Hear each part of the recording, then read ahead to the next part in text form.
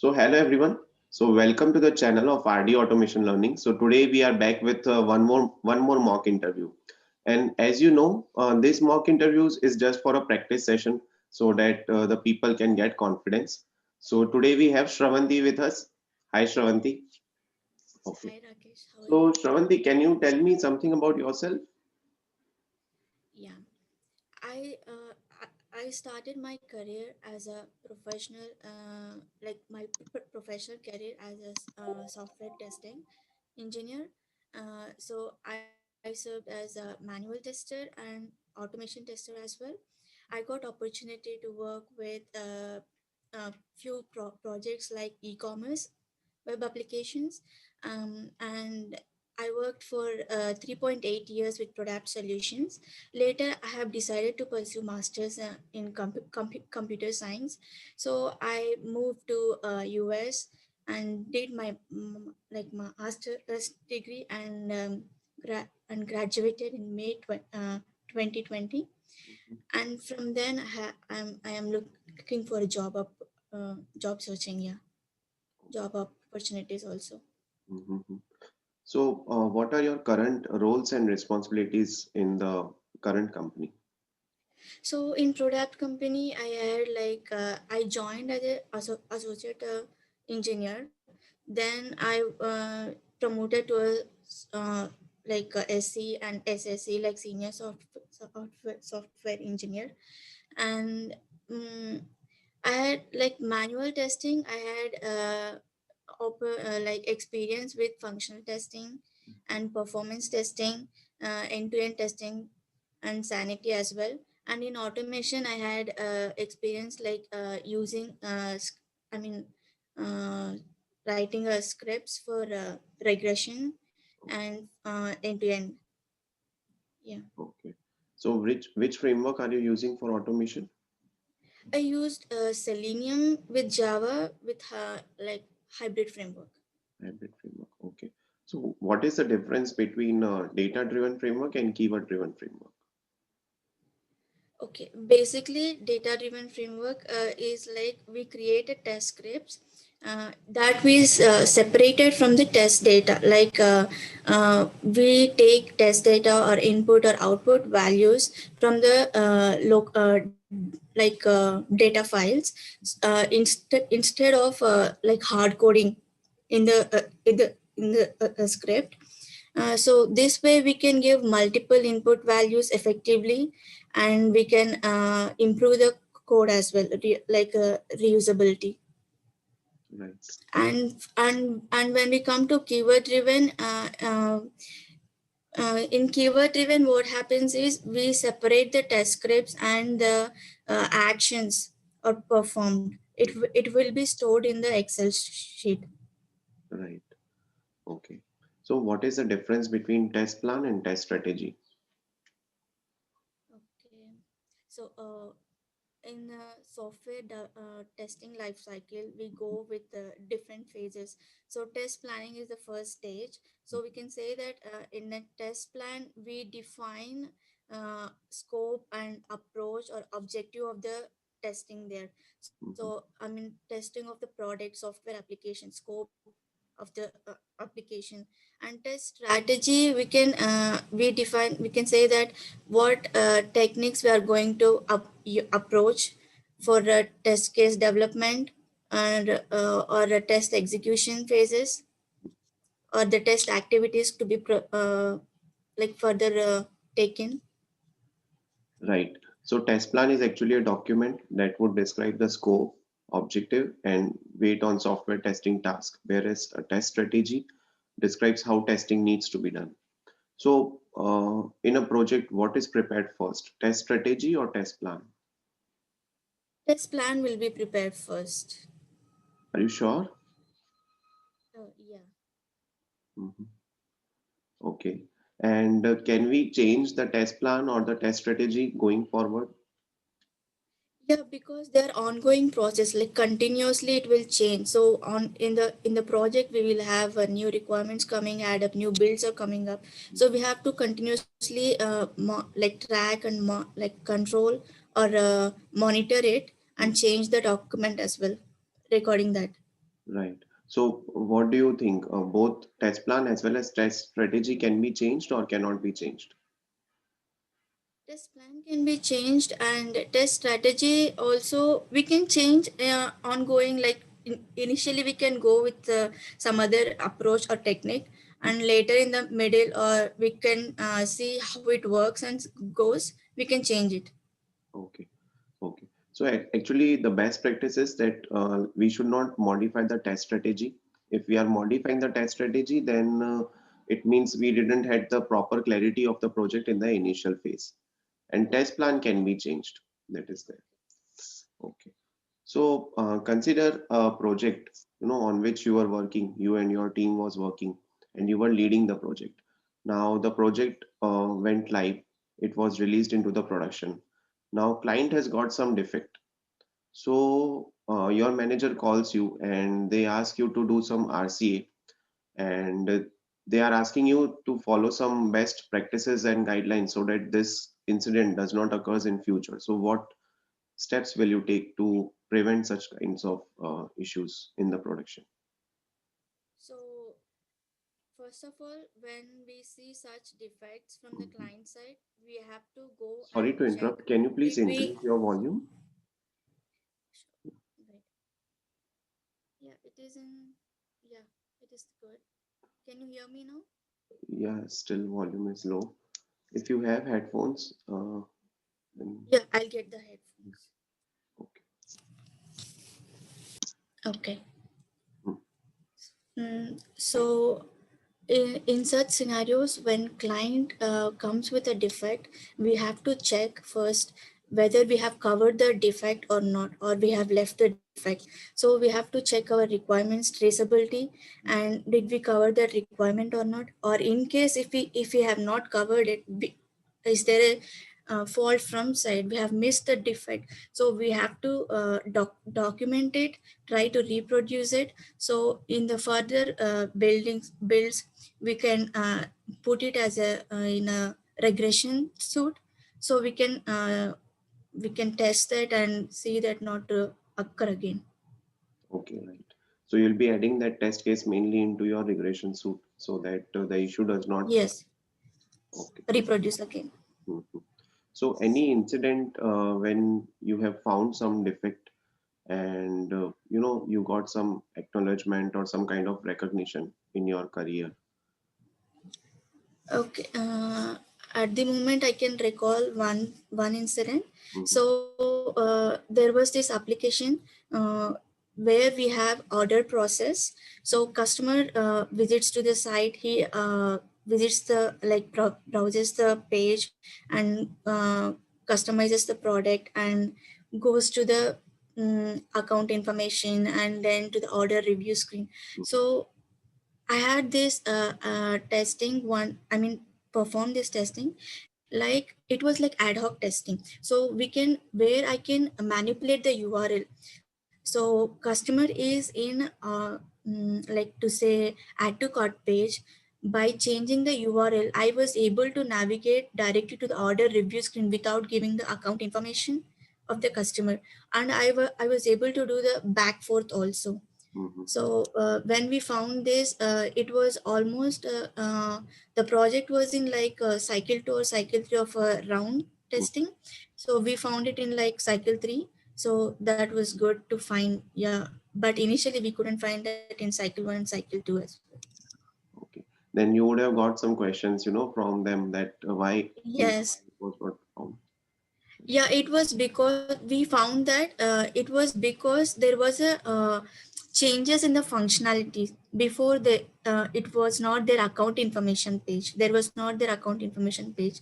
The page was newly added in a for a cycle 3. So that how we found that. Right. Okay. Now in an organization, you'll get two kinds of people. One people will tell Yeah. you that you should maintain the test cases for future purposes, for documentation purpose. Some people will tell you that test cases are just a wastage of time. We can move ahead with the exploratory testing and start testing and give the defects to the developers so that they get fixed as soon as possible. So, what is your opinion on test case writing? Should that be a practice in the organizations, or should that be removed? Personally, from my work experience, I believe, and I think as per standards also, it is good to follow documentation. So it will be good in the future as well. And whenever a not like not only in the future, whenever a problem comes, or if we face a defect, we need to show the proof also as a evidence. Also, it should be there, the documentation or the test coverage. Like client can come and ask that how could you say that you have covered entire functionality, and how could you say that you meet the requirement. So we can show them by the documentation, so and so percentage of scenarios or the test case is completed.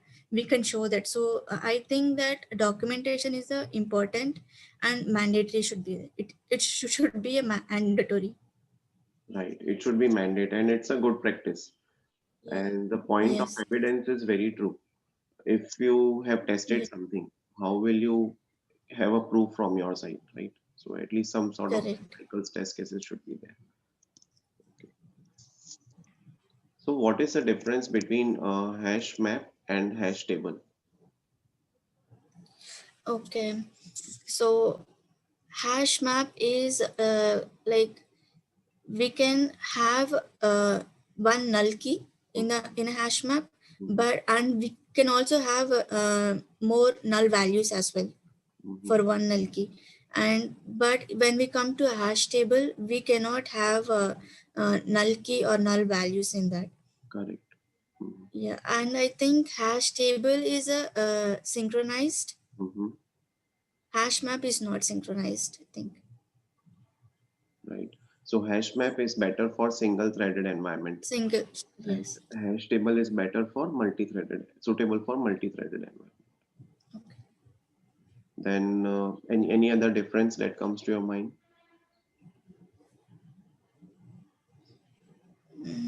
No. Okay.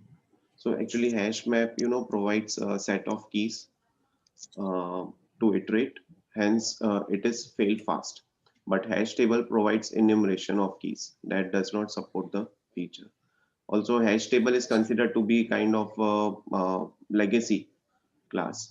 And if you are looking for, modifications of map while iterating, so you have to use for, concurrent concurrent hash map in that case. Okay. So Yeah. that is there. Okay. So what is the difference between array and array list? And when will you use array over array list? So basically, array is a Mhm, fixed size type, and array list is a dynamic.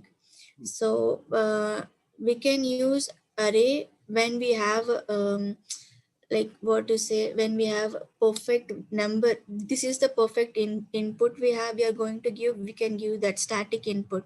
mhm, But when we are dealing with a list which has suppose for example to say, in a college you'll have a number of students, there we mhm, have to use like array list, not mhm. array. We cannot give the definite size there. Right. Yeah. Okay. So consider a software application was developed in iOS platform on iOS platform and it was released.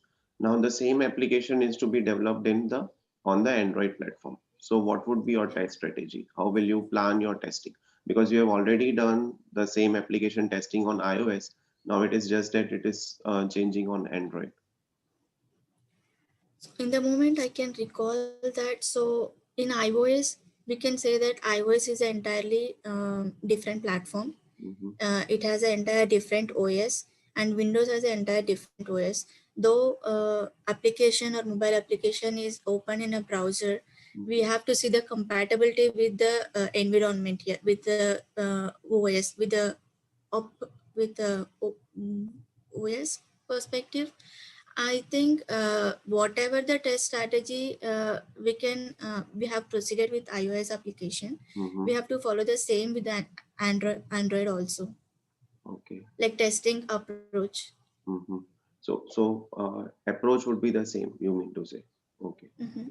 Mhm. So you won't waste your time basically in writing and all those test cases, test scenarios, and all those things, right? Yeah, we won't be wasting the test cases, but we can identify in a functionality so if I don't know, is this a high level or a low level? I think, but so in a Mac there is a different operations when we come to keyboard actions, Mm-hmm. command and Windows action.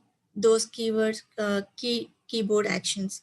If we have such actions related to the test cases, we Mm-hmm. have to change those in the test cases. There might be a little like minute modifications in documentation as well. Right, correct.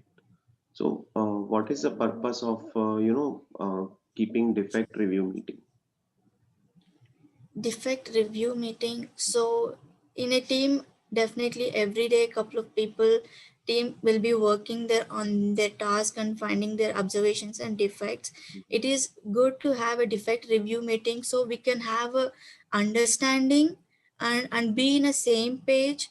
So in fact I might find a defect where my teammate also has found the same defect, but maybe the approach has been different.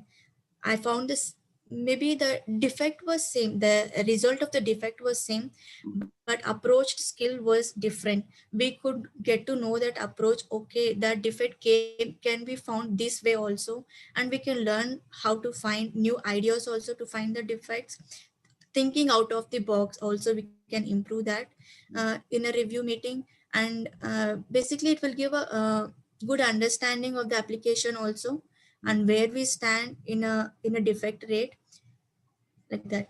Right. Also, there are other people involved, like project managers or business analysts might be involved. So they'll, Yes. yeah, so they'll be helping you to prioritize the issue. Based Mm-hmm. on the priority, you might, collaborate and take a decision whether this defect is to be fixed in this release or it is to be fixed in the Yes. next release, like those things. Yes. In a correct, that have to think in a defect review meeting. We will have developers also, Mm-hmm. other people also. So yeah, when we are talking about a defect, if the developer is not convinced about it, Mm-hmm. or it can be rejected or deferred for the next phases also. Mm-hmm. Yeah, that could happen. Those discussions also will happen. Right. Also, one more advantage is that you will be able to assign the defect to a proper developer team, development, Yes. right? Let's say if there are Yes. multiple developers and it is a big product and it has got many modules integrated. So you don't know Yes. to which developer would be the right person to work on that particular area, because ultimately Yes. we don't want only the defect to be fixed, but regression issues also should not come by their fixing. Yeah. So Absolutely. yeah, so that identification of the member can be done in this kind of meeting. Okay. Okay. Now, when should we stop testing? Oh, when should we stop testing? So we can say, I don't, yeah, we can say that when deadlines or meeting, like when deadlines are coming soon, when we are meeting the deadlines or the testing deadlines, or maybe when we think that we have covered um, enough test cases, when we map with the requirements, Mhm. the test coverage percentage, uh, by considering defect rate, uh, defect rate is reduced. Mhm. uh, in a like for a project, if there is a phase to go on a live, we will have 2 to 3 weeks, and in 2 to 3 weeks we will do multiple rounds of cycles, and we are not finding any new defects, then we can say that it is good to release now. Right. When you are not finding any defect or you are not finding any critical, major, or Critical major defects. because minor defects you will be able to find till the last day, Yeah. but you don't have to Yes. hold on your release for that. Okay. Yes. Then test case execution you covered. Then based on code coverage also you covered, and the defect finding, that is the time interval between the two defects should be very less. Yes. The defect count should be less. Okay. Yes. Now let me share my screen with you.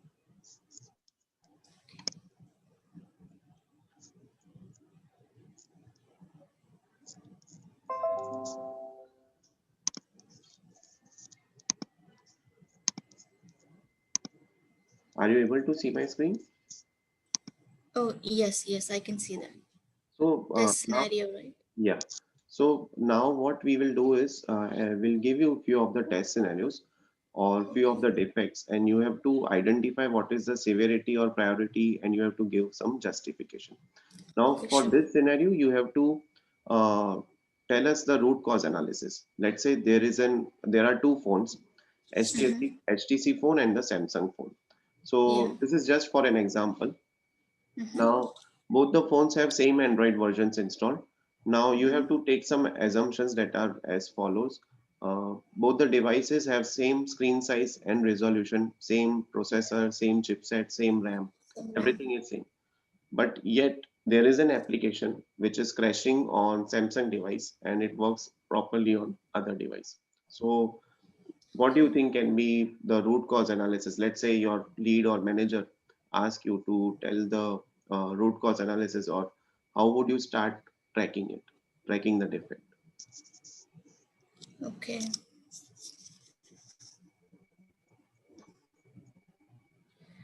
So both phones has like everything Android versions are installed, same Android versions, and they're connected to the same broadband network. Mhm. Uh, I would check. I mean, an application crashes on Samsung. So I should check connectivity in a Samsung device. The broadband connectivity, if it is good, okay, fine. Then I have to go with um, compatibility of the version with the device. Mhm. Is it compatible with the device or not? Okay. I have to check that. Mhm. Then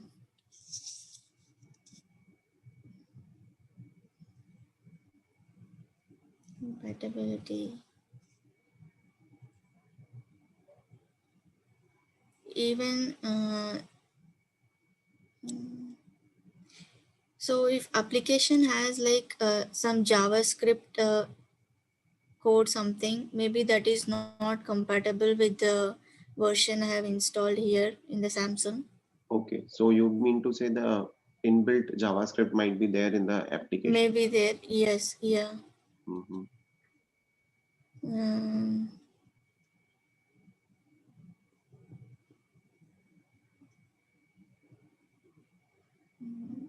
yeah, I cannot think of anything else. Okay, no problem. So let us see. Okay. Now over here, the one thing that you highlighted was right, the OS compatibility that is there. Okay. Okay. Also, Okay. there might be a difference in the terms of speed and the processing power as well. The Yeah. Samsung Okay. phone might not have the upgraded version of the mobile app, but the HTC Yes. might have the Yes. upgraded version, right? Then occupied memory might be more in Samsung as compared to HTC, hence Samsung was freezing. Mm-hmm. And Yeah. then Correct. Memory, then I should think. there is the Okay. application handling capacity. Let's say whenever normally in our smartphones we have the habit of 10 to 12 applications open at a time. We don't close the applications on even if we are not using it. So they are actually open in the background. So Yes. this thing might take an impact, might make an impact over here. So whenever the that application is getting launched, but because of other applications which are already running in the background, so the application handling capacity is less in one of the device compared to the other. Okay. Then cache on the devices could be different, or there might be some battery might not be battery processing might not be proper. Let's say if you have the battery below 15% in any device and they are not allowing you to open the application due to some XYZ reason, Okay. then number of background services are also there. Then clock and other system settings could be different. Let's say they are in some other time zone or some kind of these kind of scenarios. So whenever these questions are asked, so this is just on a generic basis.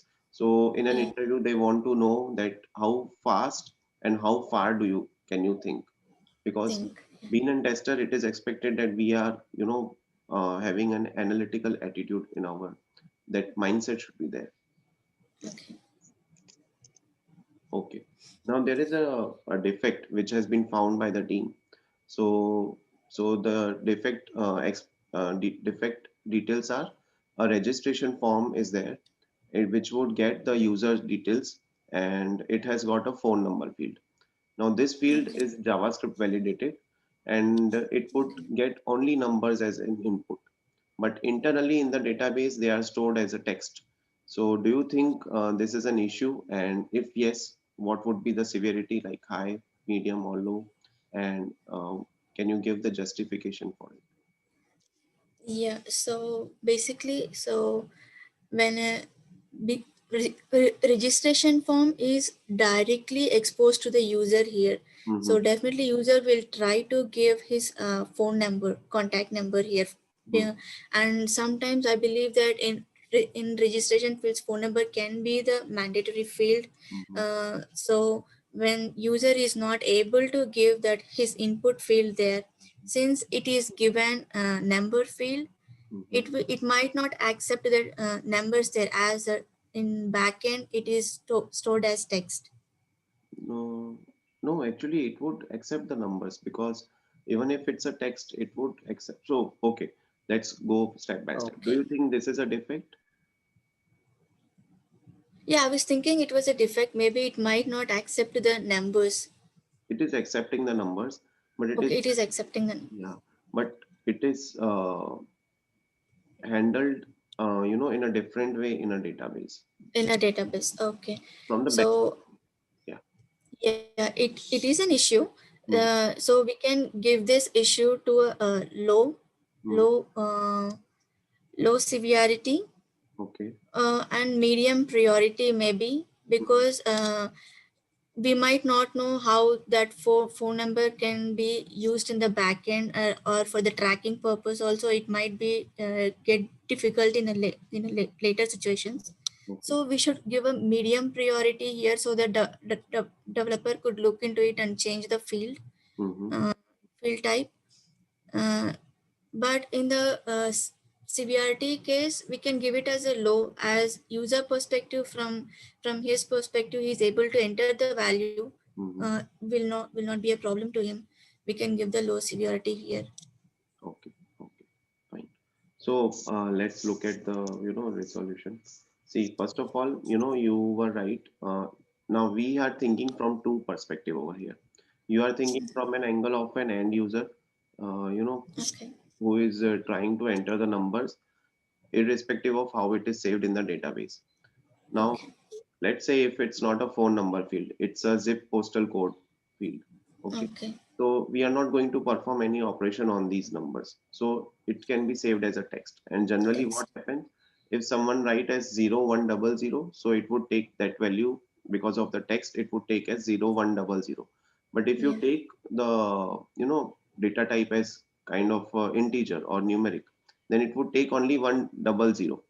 Yeah. So that would be a defect. So if it's a field of postal thing, then we can go for a text. Okay. Text is preferable. But if Yes. it is not, Yes. then we can go for this numeric kind of things. Yeah, agree. Yeah. Okay. Now you might would be using testing techniques in for designing your test cases in your projects. So there are four options given over here for a particular field you have which you have to test, and Okay. uh, the field should accept alphabets in lower or uppercase. So you have Lower to or identify, upper.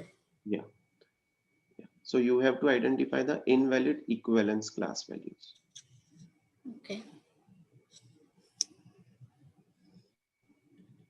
So here option A is entirely upper class. It will accept. It is a valid equivalence. Okay. And option B is has like it has a both lower and upper. Mm-hmm. It will accept. Mm-hmm. C also will accept lower and upper. But option D, if we see here, we have a numerical here. It will be an invalidate equivalence class value.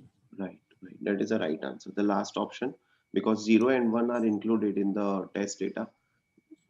Yeah. which is contradicting to the requirement. They didn't mention the numeric values to be there in the requirement. Okay, okay, Shravanti. So that was a few test scenarios and the defect scenario related questions.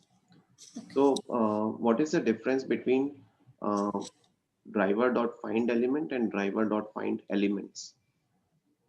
Okay, so find elements, we use that it will fetch the first positive matching element Mhm, from the entire web page. Uh, Whereas find elements, it will find all the matching elements mhm. from the entire web page. Right. Okay. So how do you find XPath in your automation, generally scripts? Yeah. Do you find them manually or are you using any tools and technologies? We give XPath. We can use Firebug to find XPath here, like absolute XPath or relative XPath. We can write our own XPath using with there's a syntax like double. If it is a relative XPath, we can start with double slash and Mm-hmm, the tag name, or anchor tag, yeah, tag name. And in the square brackets we can start with the add attribute id, or any attributes class or um, name. Then we can give the value of that and dot click actions of the Selenium. mm-hmm. So how do you keep yourself updated with the latest, trending things in the testing? If any tools are introduced or any new technologies have been introduced. So are you in touch with any of the, community forums, or how do you keep yourself updated? Because ultimately software testing is your bread and butter. So you have to Yes. keep yourself updated to be in the market. Yeah, from starting itself, I'm constantly looking into toolsqa.com. Then there is a software tutorials point. So all these forums, I was looking into it. So whenever they post new videos or new article, I will be reading that. And when we come to regarding automation like Selenium, we have like community that forum, what we say, org organization, we have open Selenium Okay. org organization. Yeah. Mhm. Yeah, so that's good. Okay. Okay. So, Shravanti, I'm done with the interview. Do you have any questions for me? Yeah, I have a question. So, in real interview, so when interviewer also has completed from his end, Mhm, when you ask to ask anything him, so usually we think we might ask questions about the organization we have applied, about our organization or the position. But what will be the best question we can ask to an interviewer to make him think that okay, this candidate or can be ideal for this position, like that, in the last question. mhm. So, if they are giving you an opportunity to ask them a question, you should ask about, the technical things like what is the automation framework that they are using, which is the In programming. their project. Yeah.